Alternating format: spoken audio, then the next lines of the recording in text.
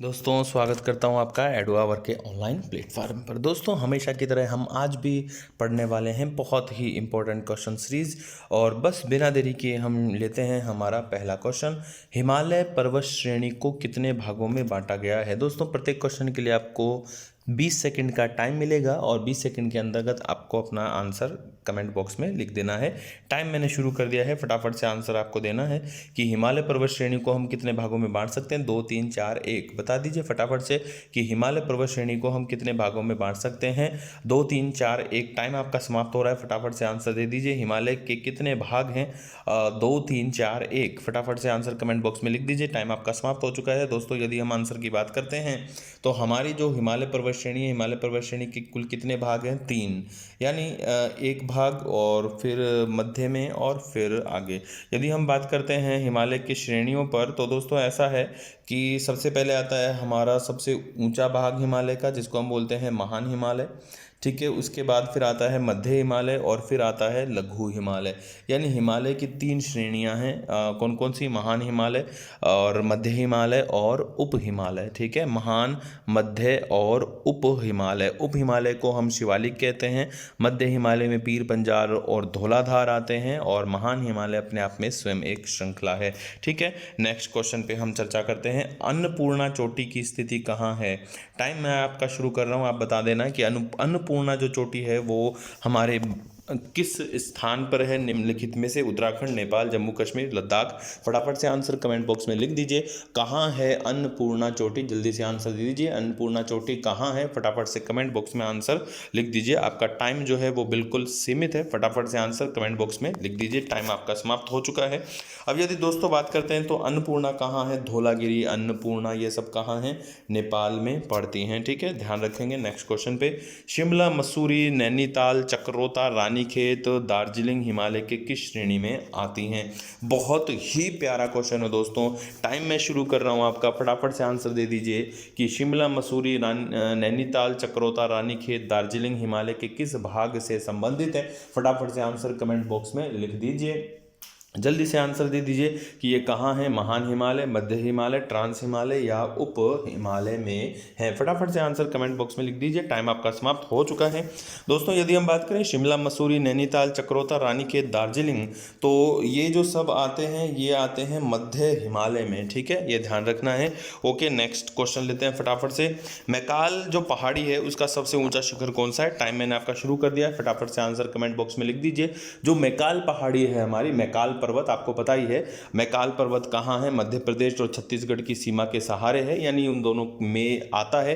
फटाफट से answer comment box में देना है कि मैकाल जो पहाड़ी है ना दोस्तों, उसका सबसे ऊंचा शिखर कौन सा है? टाइम आपका सीमित है, फटाफट से आंसर कमेंट बॉक्स में लिख दीजिए। ओके दोस्तों, टाइम समाप्त हो चुका है। अब यदि हम बात करते हैं कि मैकाल पहाड़ी का सबसे ऊंचा शिखर कौन सा है, तो दोस्तों अमरकंटक की जो पहाड़ी है ना, अमरकंटक की पहाड़ी, ये मध्य प्रदेश में है। अमरकंटक की पहाड़ी मध्य प्रदेश की जो पहाड़ी है, इस मैकाल पर्वत की सबसे ऊंची चोटी है। दोस्तों वीडियो को लाइक करते जाइए और शेयर भी कर दीजिए, और अगर चैनल पर आप नए हैं तो चैनल को फटाफट से सब्सक्राइब भी कर लीजिए, ताकि आपको हर दिन इस तरह का क्विज जो है वो आपको मिलता रहे, जो कि आपके लिए बहुत बहुत ही इंपॉर्टेंट होने वाला है आगे आने वाली एग्जाम में।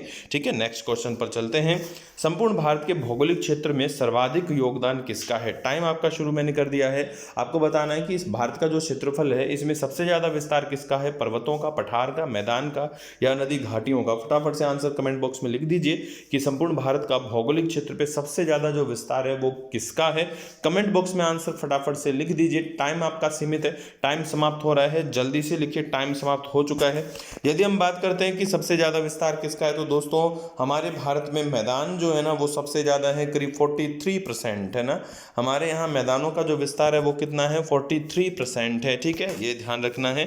ओके, इसके अलावा पर्वत कितने हैं? पर्वत है 28%, जिसमें पठार इंक्लूड है 29%, सॉरी 29%, जिसमें 18% तो क्या है? पहाड़ हैं और 11% पर्वत हैं। और 28% है पहाड़ और बाकी मैदान है 43%। ओके, आगे बढ़ते हैं नेक्स्ट। 1964 के भारत सरकार के राजपत्र के अनुसार भारत के भौतिक प्रदेशों का जो वर्गीकरण है वो किसके शोध पर आधारित है? ओके दोस्तों, फटाफट से आंसर दे दीजिए कमेंट बॉक्स में। हम भारत का जो सामान्य वर्गीकरण करते हैं भौतिक प्रदेशों का, वो किसके शोध पत्र पर आधारित है? कमेंट बॉक्स में फटाफट से आंसर दे दीजिए कि क्या इसका आंसर होना चाहिए कि कौन आधारित है। फटाफट से आंसर दीजिए। एक हिंट दूं क्या मैं आपको, ये वही व्यक्ति हैं जिन्होंने मेघालय के लिए कहा था कि मेघालय यानी मेघों का घर। ओके दोस्तों, टाइम आपका समाप्त हो चुका है। तो मेघालय को मेघों का घर कहने वाले और भौतिक प्रदेशों में विभाजित करने वाले जो विद्वान हैं वो है SP चटर्जी। ओके, आगे बढ़ते हैं नेक्स्ट क्वेश्चन पे। भारत के उत्तर में स्थित हिमालय पर्वतमाला किस पर्वत युग से संबंधित है? टाइम आपका शुरू कर रहा हूं मैं, फटाफट से आंसर दे दीजिए कि हमारी यानी जो हिमालय पर्वतमाला है, ये हिमालय पर्वतमाला किस काल से संबंधित है? फटाफट से आंसर कमेंट बॉक्स में देना है आपको। जल्दी से जल्दी आंसर दे दीजिए कि भारत में जो हिमालय पर्वतमाला है वो किस युग से संबंधित है। फटाफट से आंसर दे दीजिए। टाइम आपका समाप्त हो रहा है, जल्दी से आंसर दे दीजिए।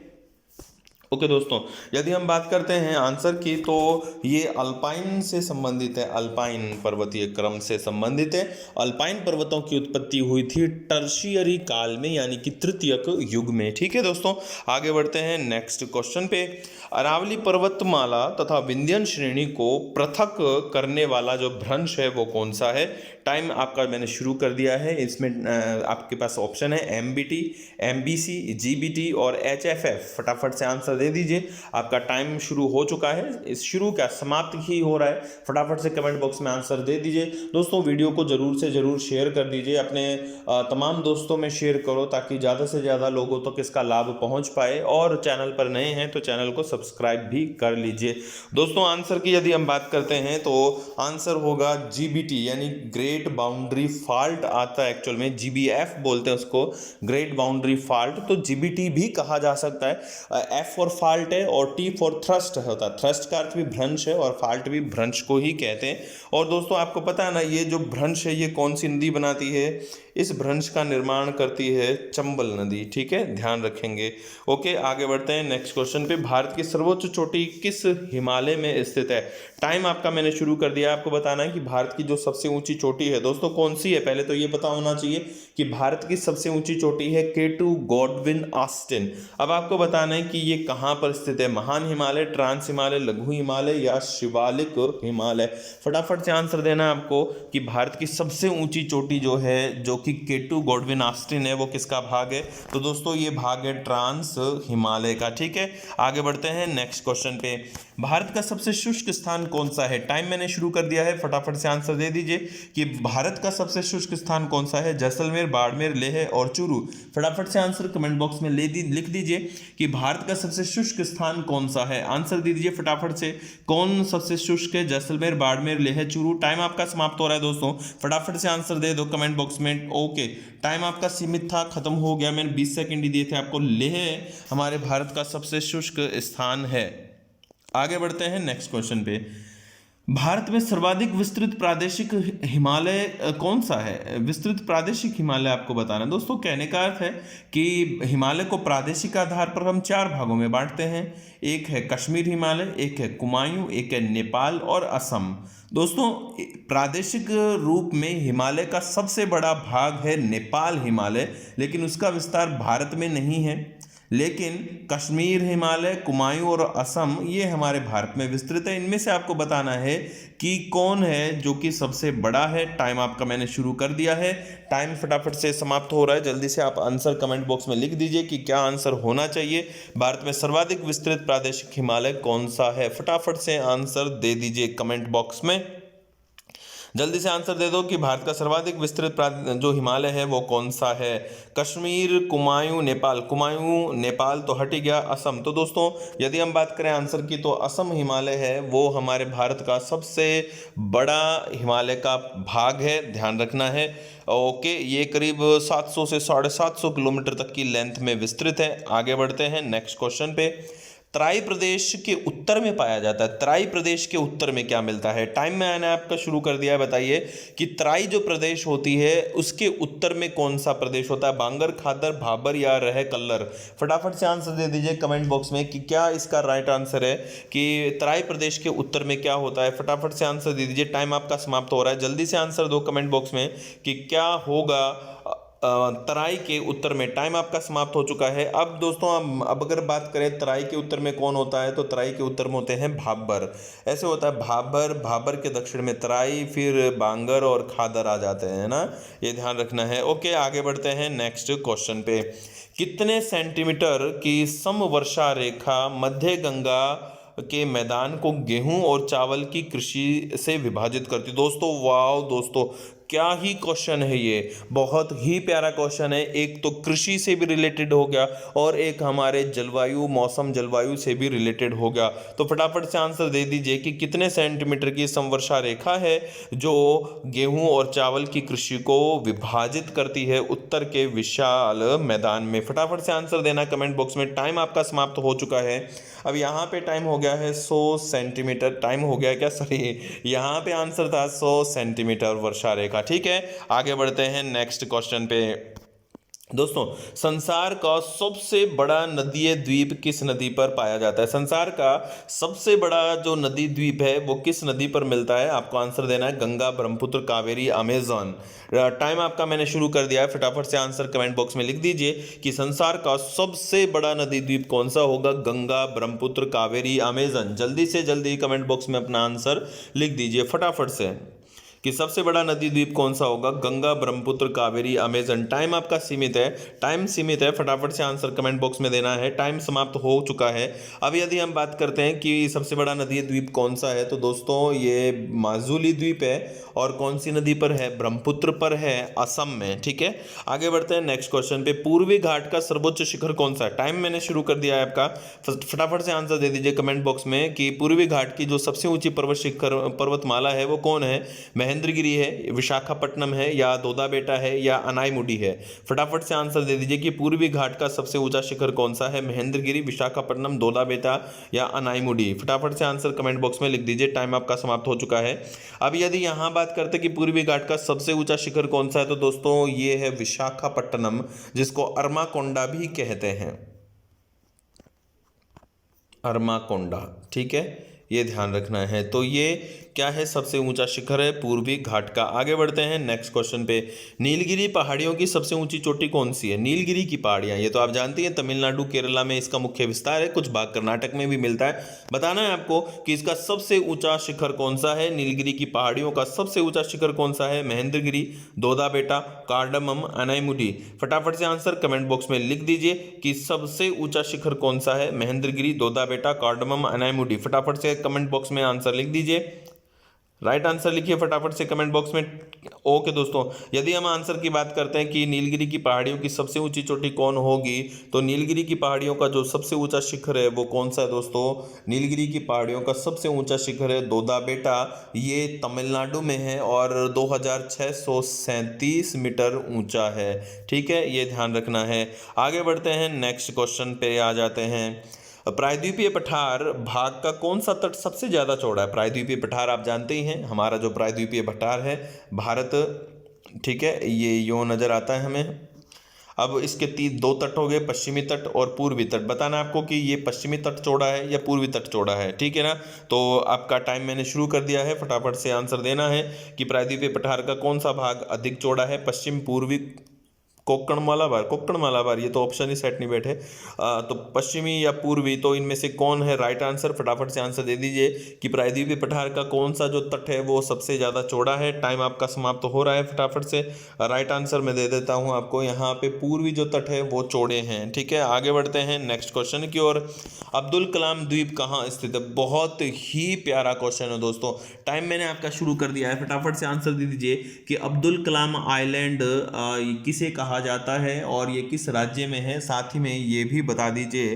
तो अब्दुल कलाम आइलैंड वर्तमान में किसे कहते हैं और ये कहाँ है? आंध्र प्रदेश में है, श्रीहरिकोटा पर है, उड़ीसा के तट पर है, या पुलिकट झील पर है? टाइम आपका सीमित है, फटाफट से आंसर कमेंट बॉक्स में डाल दीजिए। टाइम दोस्तों हो चुका है दोस्तों सबसे पहले तो मैं आपको बता दूं कि अब्दुल कलाम आइलैंड कहते किसको हैं, तो उड़ीसा के तट पर स्थित एक द्वीप है हमारा। द्वीप का नाम है व्हीलर। व्हीलर है ना। दो द्वीप थे ना उड़ीसा पे प्रधान, एक तो शॉर्ट और एक व्हीलर। तो जो व्हीलर द्वीप है वर्तमान में उसको अब्दुल कलाम आइलैंड की संज्ञा दी जाती है। ठीक है, आगे बढ़ते हैं। कश्मीर घाटी में पाए जाने वाले घास के मैदानों को क्या कहते हैं? इजी क्वेश्चन है, इजी क्वेश्चन है, बट आप आंसर दीजिए, आपको टाइम देता हूँ। अपने आप को पहचानिए इन क्वेश्चन के माध्यम से। मैं हर दिन आपके लिए क्वेश्चन लेकर आता हूँ, तो दोस्तों कंटिन्यू आप साथ बने रहिए। और चैनल पर अगर आप नए हैं तो चैनल को सब्सक्राइब भी कर लीजिए फटाफट से।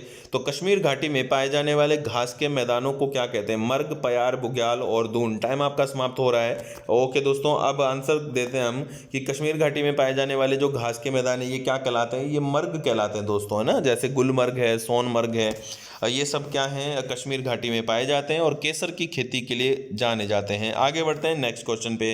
निम्न में से कौन सा प्रवाल द्वीप है? लक्षद्वीप, मिनिकॉय, कवारती या सभी?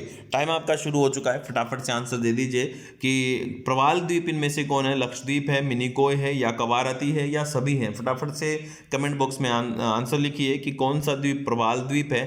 लक्षद्वीप, मिनिकॉय या कवारती या उपयुक्त सभी? फटाफट से आंसर दो कमेंट बॉक्स में। टाइम आपका समाप्त हो रहा है, टाइम समाप्त हो ही गया है, हो क्या रहा है। तो अब कौन सा प्रवाल द्वीप है यदि हम बात करते हैं तो दोस्तों इनमें से सभी के सभी जो हैं वो लक्षद्वीप के ही पार्ट हैं। और ऐसे में ये सभी के सभी क्या हो जाएंगे? प्रवाल द्वीप हो जाएंगे। ठीक है, आगे बढ़ते हैं। कन्याकुमारी से भूमध्य रेखा कितनी दूर है? यानी हमारे भारत की जो मुख्य भूमि है यहाँ से भूमध्य रेखा की दूरी क्या है? टाइम आपका मैं शुरू करता हूँ फटाफट से। आपको आंसर देना है कि यानी हमारे भारत का जो दक्षिणी भाग है वो भूमध्य रेखा से कितना दूर है? 867, 876, 768, 776। आंसर कमेंट बॉक्स में फटाफट से लिख दीजिए कि कन्याकुमारी से भूमध्य रेखा कितना किलोमीटर है। टाइम आपका समाप्त हो रहा है, जल्दी से आंसर दो, जल्दी से जल्दी कमेंट बॉक्स में आंसर दे दीजिए। टाइम आपका समाप्त हो चुका है। अब यदि आंसर की बात करते हैं तो ये होता है 876 किलोमीटर दूर होती है। ठीक है, आगे बढ़ते हैं। निम्नलिखित में से कौन सी परियोजना स्वतंत्र भारत की पहली बहुउद्देशीय नदी घाटी परियोजना है? टाइम शुरू कर दिया है। दामोदर घाटी ऑप्शन में है, भाखड़ा नांगल, रिहंद और हीराकुंड। फटाफट से आंसर दे दीजिए कमेंट बॉक्स में कि स्वतंत्र भारत की प्रथम बहुउद्देशीय नदी घाटी परियोजना कौन सी है, जो कि 1947-48 में स्थापित हुई थी और ये अमेरिका की टेनेसी नदी घाटी परियोजना पर आधारित है। फटाफट से आंसर कमेंट बॉक्स में डाल दीजिए। टाइम आपका समाप्त हो गया है। ये दोस्तों ये है डीवीसी यानी कि दामोदर वैली कॉरपोरेशन दामोदर घाटी परियोजना। अमेरिका की टेनेसी जो नदी है उस पर आधारित एक प्रोजेक्ट है ये। आगे बढ़ते हैं। निम्नलिखित में से कौन सी सही जोड़ी नहीं है? ओके, पढ़ते हैं, आंसर देते हैं। पहली जोड़ी है, टाइम तो शुरू कर देता हूं मैं। पहला है नाथपा झाकरी हिमाचल प्रदेश में सतलज नदी पर, मयूराक्षी कनाडा बांध, इंदिरा गांधी सबसे लंबी नहर प्रणाली, हीराकुंड बांध, नर्मदा नदी। तो इजी क्वेश्चन है दोस्तों, फटाफट से आंसर दे दीजिए कमेंट बॉक्स में कि इनमें से जो हमारा ऑप्शन है नाथपा झाकरी, आपको हिंट तो मिल ही गई है, मैंने ही बोल दिया। तो इसमें जो राइट आंसर होगा वो कौन होगा? हीराकुंड बांध, है ना। हीराकुंड बांध दोस्तों नर्मदा नदी पर नहीं है। कौन सी नदी पर है? हीराकुंड बांध है महानदी पर, है ना, याद है ना, जो कि भारत का सबसे लंबा बांध है। आगे बढ़ते हैं। निम्नलिखित में से कौन सी परियोजना अमृत क्रांति के नाम से उसे शुरू किया गया? देश की पूरी प्रमुख नदियों को जोड़ने की दिशा में एक सफल पहल के रूप में जाना जाता है। टाइम आपका शुरू हो चुका है, आपको आंसर देना है कि कहने का अर्थ है सीधा सा आपको बताना है कि भारत में पहली बार किन नदियों को जोड़ा गया था। तो ये था केन बेतवा, सतलज यमुना, शारदा सरोवर परियोजना और किशन गंगा परियोजना।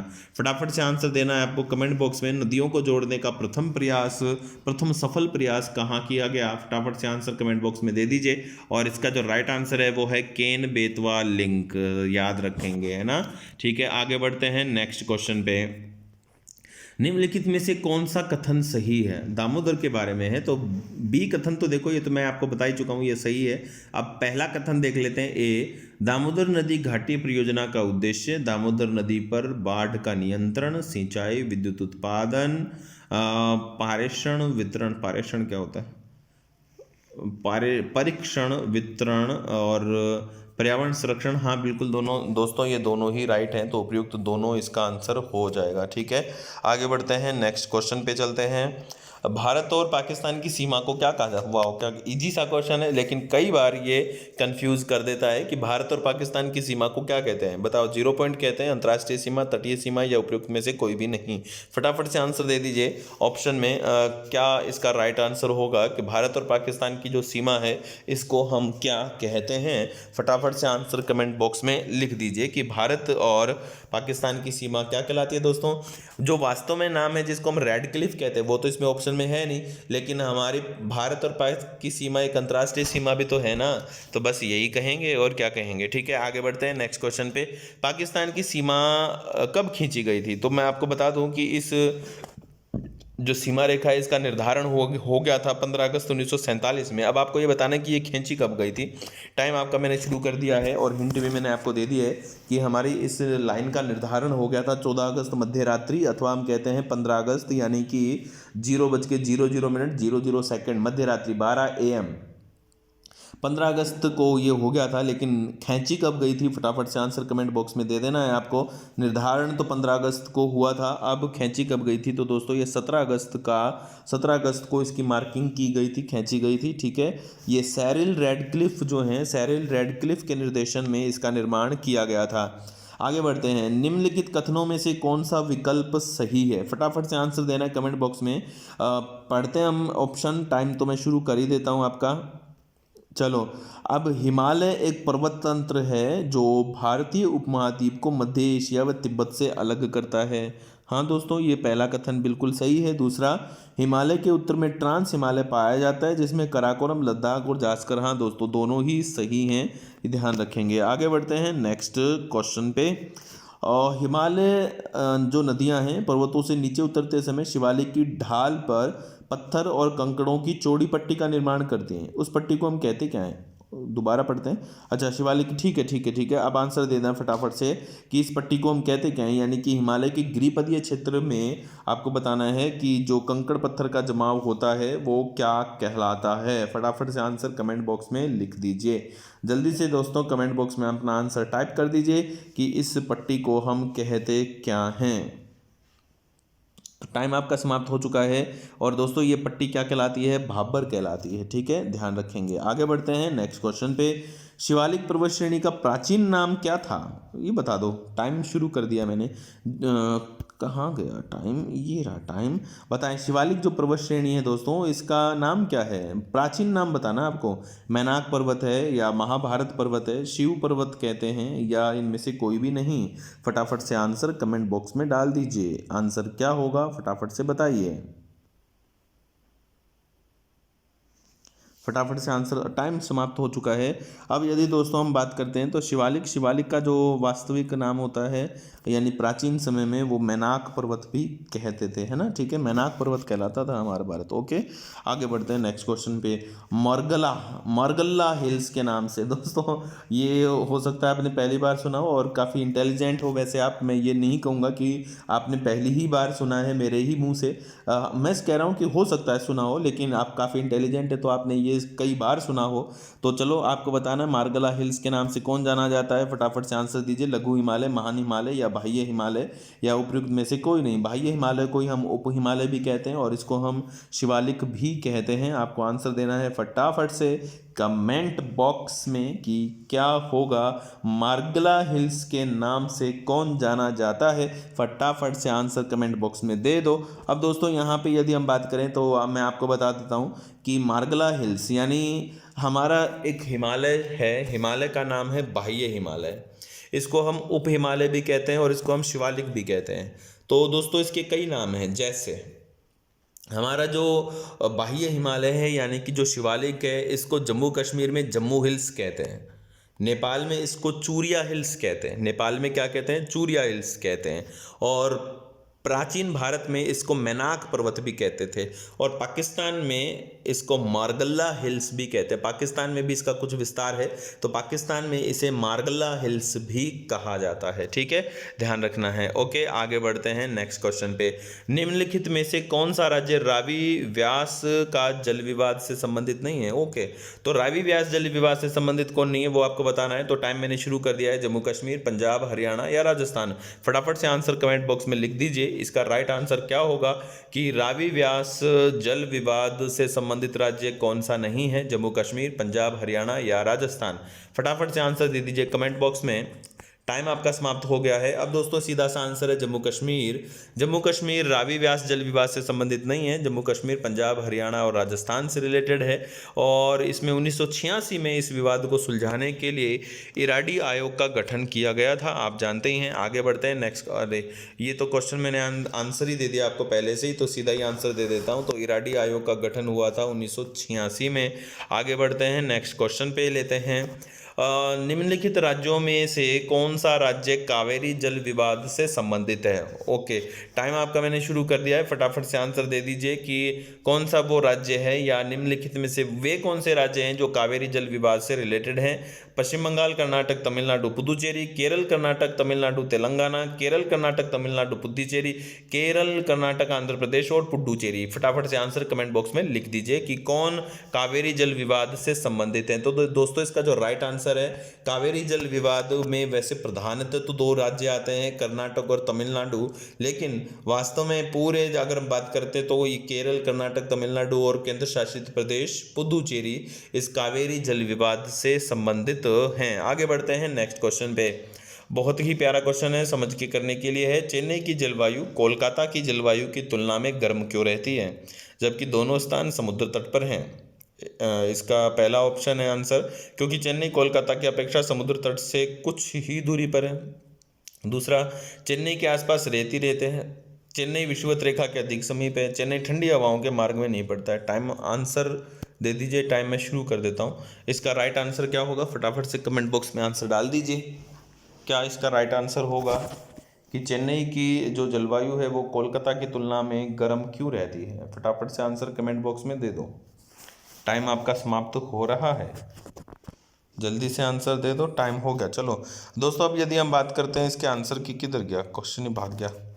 अब यहाँ आंसर की बात करते हैं तो दोस्तों इसमें जो राइट आंसर है वो ये है कि चेन्नई विषुवत रेखा के थोड़ा ज़्यादा नज़दीक पड़ता है। ठीक है, बस इस ऑप्शन के आधार पर तो यही है, बाकी तो और भी कई रीज़न हैं। ओके, आगे बढ़ते हैं नेक्स्ट पे। मानसून निवर्तन से सबसे अधिक बारिश कहाँ होती है? इजी क्वेश्चन है दोस्तों, बता दो फटाफट से। टाइम मैंने शुरू कर दिया है, बताओ। मानसून निवर्तन यानी लौटता मानसून या मानसून प्रत्यावर्तन या उत्तर पूर्वी मानसून या शीतकालीन मानसून, इनमें से सबसे ज़्यादा बारिश कहाँ करता है? मुंबई, दिल्ली, चेन्नई, कोलकाता।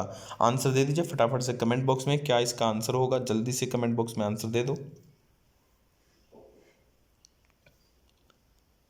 टाइम समाप्त हो चुका है आपका। बस अब यदि हम बात करते हैं तो जो तमिलनाडु राज्य है ना वो दोस्तों लौटते मानसून से बारिश प्राप्त करता है। तो तमिलनाडु में कौन है? चेन्नई। बस ओके, आगे बढ़ते हैं नेक्स्ट क्वेश्चन पे। भारत की सर्वाधिक वर्षा मुख्यतः प्राप्त होती है, वाह क्या क्वेश्चन है, क्या क्वेश्चन है, बताओ।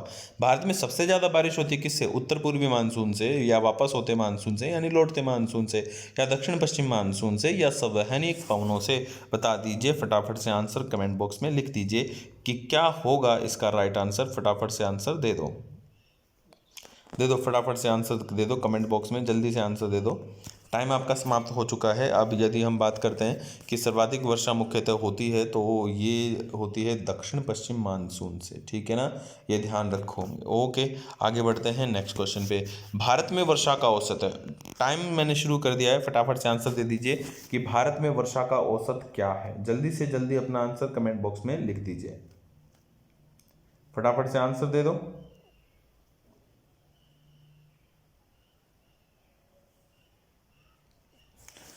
टाइम आपका समाप्त हो रहा है। ओके, ठीक है। अब भारत में वर्षा का औसत की बात करें तो देखो ये जो ऑप्शन है इसके अकॉर्डिंग हमारे पास 118 सेंटीमीटर बारिश होती है हमारे भारत में।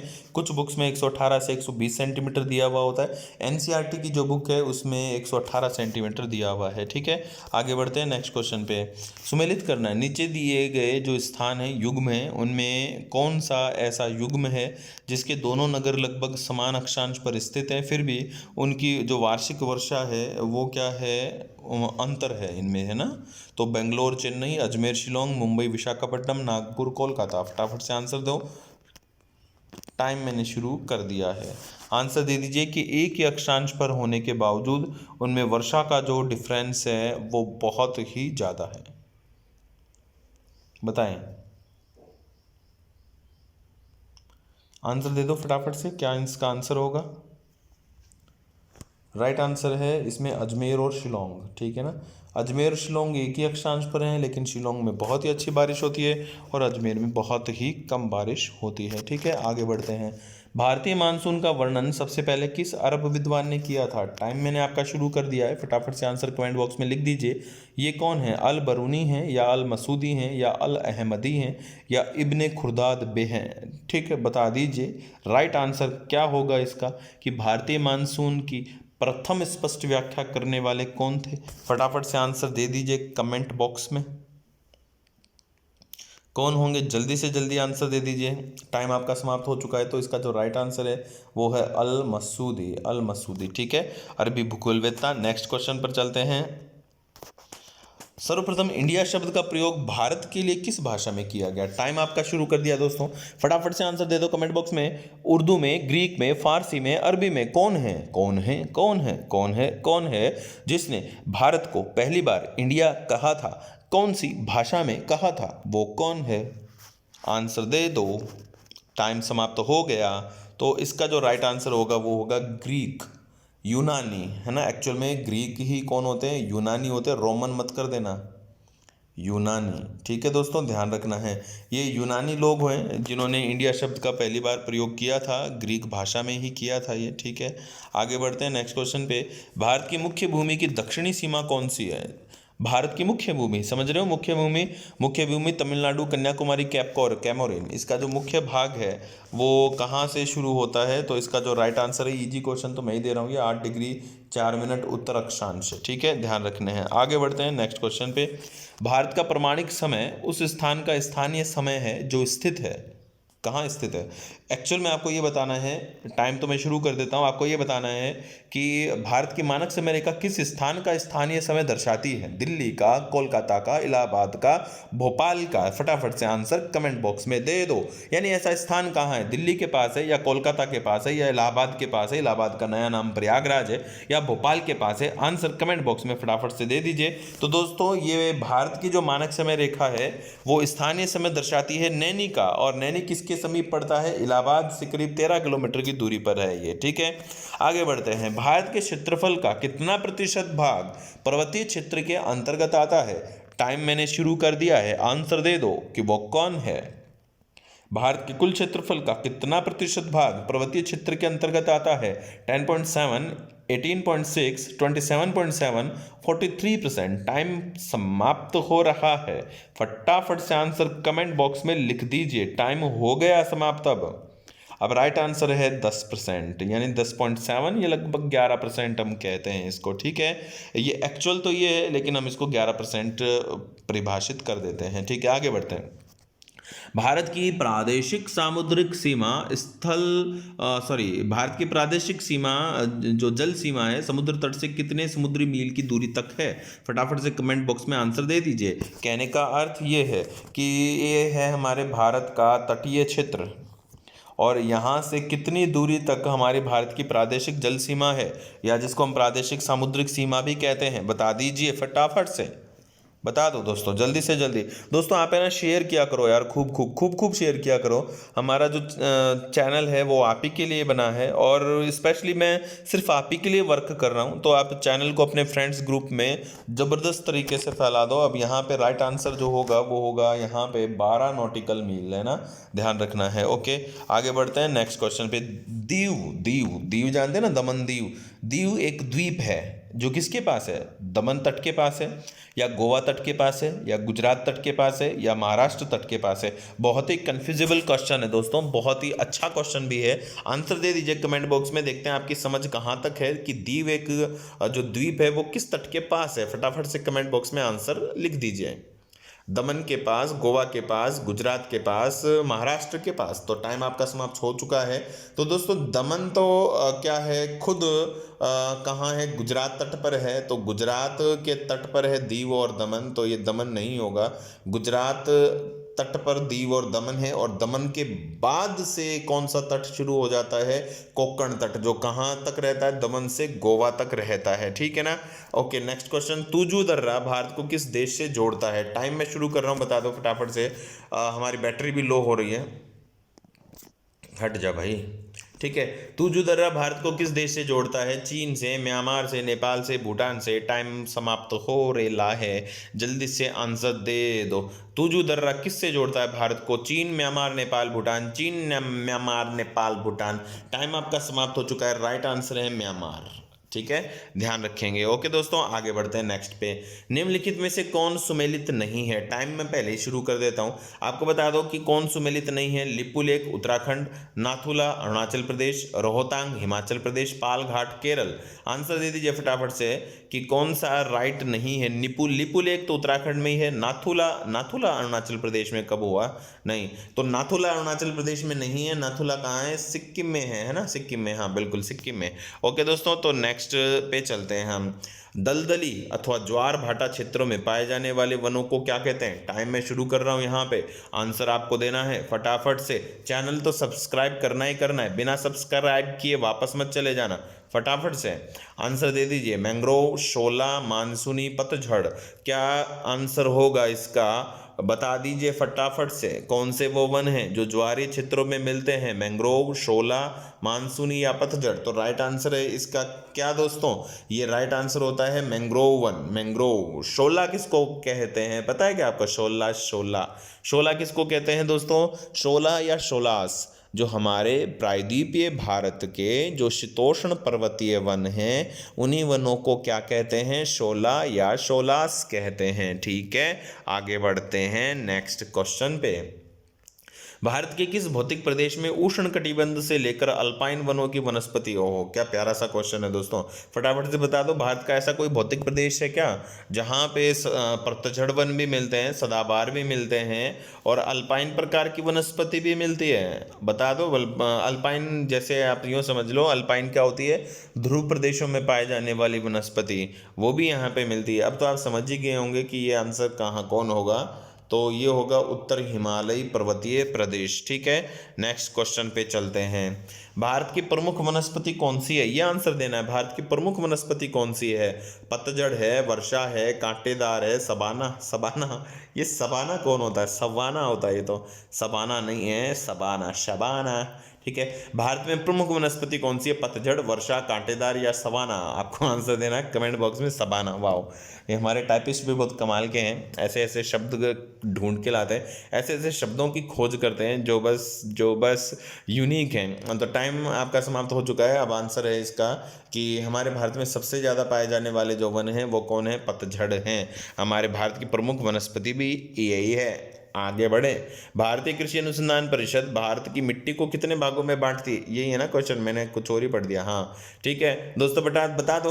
हमारे भारतीय कृषि अनुसंधान परिषद यानी ICAR, Indian council of agriculture research, भारतीय मृदा को कितने भागों में बांटती है? मुख्य भाग कितने हैं? बाकी 2 गौण भाग भी हैं दोस्तों, लेकिन मुख्य भाग आपको बताने हैं। बता दो जल्दी से, कौन से वो भाग हैं? कौन है इनमें से? वो कौन है? कौन है? कौन है? तो राइट आंसर है 8। हमारे भारत में जो ICAR है, Indian council of agriculture research, वो हमारे भारत की मिट्टी को कितने भागों में बांटता है? 8 भागों में बांटता है। ठीक है, आगे बढ़ते हैं नेक्स्ट। भारत के सर्वाधिक क्षेत्र पर किस प्रकार की मिट्टी पाई जाती है? टाइम मैं शुरू कर रहा हूँ। बता दो, हमारे भारत में जो सबसे ज़्यादा मिट्टी पाई जाती है वो इनमें से कौन है? कौन है? जलोढ़ है या काली है या लाल है या लेटेराइट है? तो वो इनमें से कौन है? फटाफट से आंसर दे दो, टाइम आपका समाप्त हो रहा है। जल्दी से आंसर दे दो ना यार। ठीक है, तो राइट आंसर जो है इसका वो कौन होगा? जलोढ़। ठीक है ना, ध्यान रखना। जलोढ़ मृदा हमारे भारत में सर्वाधिक क्षेत्र पर पाई जाती है। आगे बढ़ते हैं दोस्तों।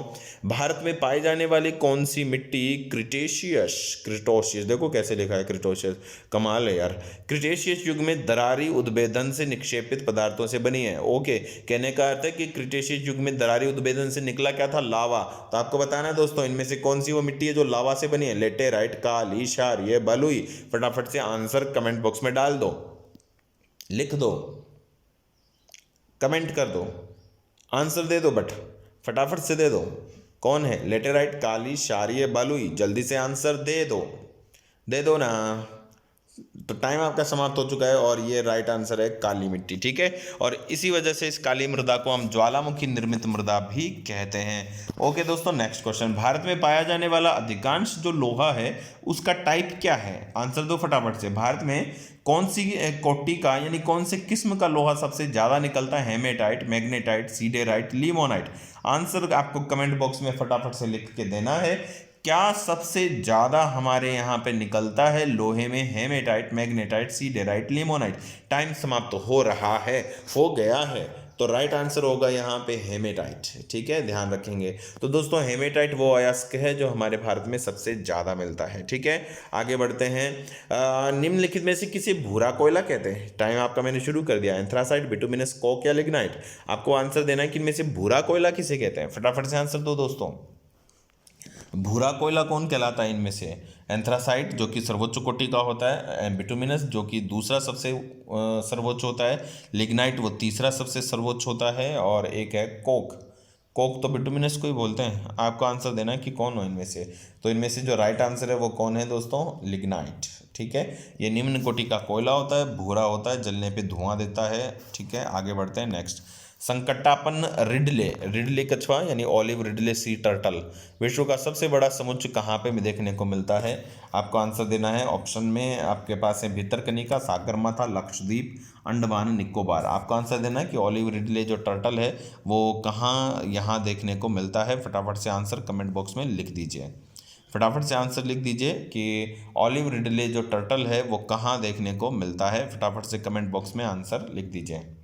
तो दोस्तों ये भितरकनिका जो वेटलैंड है उड़ीसा में, यहाँ देखने को मिलता है ऑलिव रिडले सी टर्टल। समुद्री कछुआ है दोस्तों ये। कौन सा राष्ट्रीय उद्यान प्रोजेक्ट टाइगर से संबंधित नहीं है? आंसर दे दीजिए फटाफट से कि प्रोजेक्ट टाइगर यानी टाइगर परियोजना इनमें से किस पर नहीं है? Kanha, Ranthambore, Jim Corbett, Keibul Lamjao. Easy question है दोस्तों, ये तो मैं सीधा ही आंसर देता हूँ। इसका आंसर होगा डी, केबुल लामजो। ये मणिपुरी थामिन के लिए जाना जाता है, और केबुल लामजो को विश्व का एकमात्र तैरता हुआ नेशनल पार्क भी कहते हैं। ये मणिपुर में है, लोकताक झील पर है। ओके दोस्तों, तो हमारे आज का जो लाइव सेशन था वो कंप्लीट होता है। बहुत बहुत अच्छे हमने क्वेश्चन लिए हैं। ओके दोस्तों, बस आप इसी तरह से कंटिन्यू साथ बने रहिए, इसी तरह से आप हमें सपोर्ट करते रहिए, और हम आपके लिए लेकर आते रहेंगे हर दिन एक क्वेश्चन का live session. Okay friends, continue साथ बने रहने के लिए थैंक यू। जय हिंद।